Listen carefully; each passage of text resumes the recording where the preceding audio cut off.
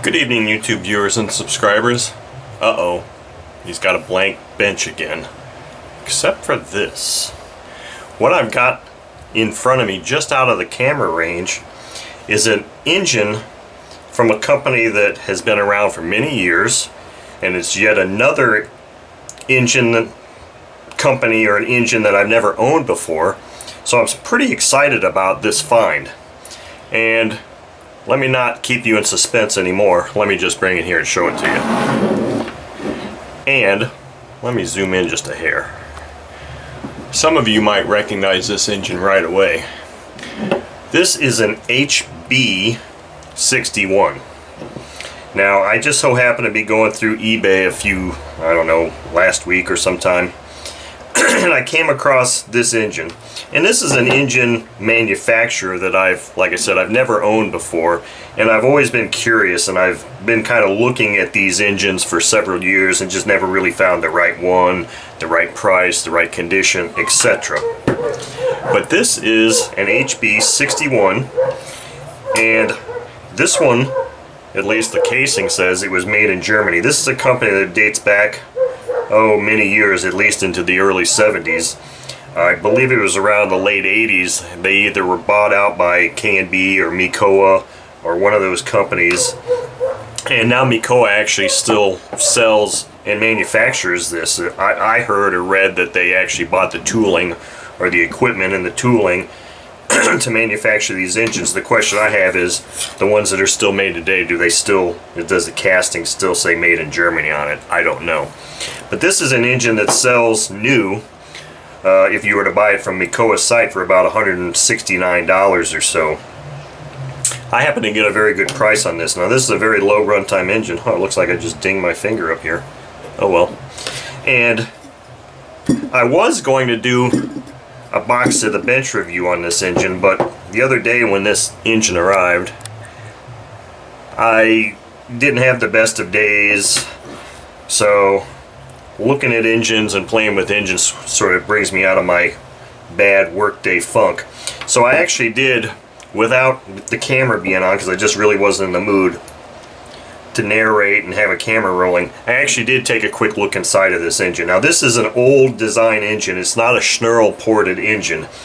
So this engine has one of those deflectors, or a baffle, if you will. I'm not sure the proper term, on the side of the piston. Because I believe this is called just a standard cross-flow scavenge, I believe. But anyway, so what I did was, I just took the head off because it said that this was a low-time engine in the ad. And actually, the ad actually advertises as the PDP version, but it is not the PDP version, because the PDP versions, from all the pictures I saw, have PDP stamped in this side of the lug. So this is not the PDP version, unfortunately. That's what the ad said, and that's why I got really excited when I bought it, but that's not the case. But anyway, so I took the head off, and when I looked at the top of the piston, it just had a very light tan coating on it. It didn't look black or gummed up at all, or, you know, sometimes if you feel the top of a piston that's been run a lot, you'll feel all the carbon deposits. It didn't look like that at all, so I just kind of touched it with my finger, and I could see that I could clean it. So what I ended up doing was I just grabbed a clean paper towel, and I just kind of wiped the piston down, and then took a Q-tip and rubbed the piston on this side of the port where that deflector is. And now if I were to take this off, you would see, in fact, let me pop this glow plug out. I'm not going to take the head off, but I'll pop the glow plug out. You'll see, or you would see if I took the head off completely, that this piston looks completely brand new. I mean, it really looks... Yeah, I think you can see it there. The prop keeps kind of... It's shiny. So this engine, if you were to take the head off now, you would say, geez, this thing's never been run. But it's obviously it's had a few tanks on it. The other thing I did to it was I actually took the back plate off, because I just wanted to check inside there and check out the bearings, and everything looks beautiful. In fact, from the look of the top of the piston, my estimation is that this engine has only had about 3, maybe 4 tanks of fuel through it total. So in all reality, it may not even be fully broken in. the thing that's nice about this one also is it actually has the regular or the standard, I'll say the original HB carb on it. Because now, if you were to buy this engine from Mikoa new, I believe it's going to come with a Perry carb on it. So this is going to be an engine. It was going to be a box of the bench, but since I kind of invalidated that, now this is just a quick look at this classic designed engine. Now I haven't been able to find any real reviews on this engine. Obviously it's not going to be as powerful as the more modern Schnurl ported engine, but that's okay. It's still cool. So this is the engine, and I happen to get it for a very good price, and which kind of leads me to another avenue here. Some of you guys, viewers and subscribers, may say, why in the heck do you keep buying such old engines? Why do you buy these old-timey engines? You know, get some new stuff, you know, like the new OS engines or whatever. Well, there's several reasons why I buy these older type engines. The first reason is because they're readily available and they're fairly inexpensive. I paid a total of $54 for this engine, and it's basically brand new.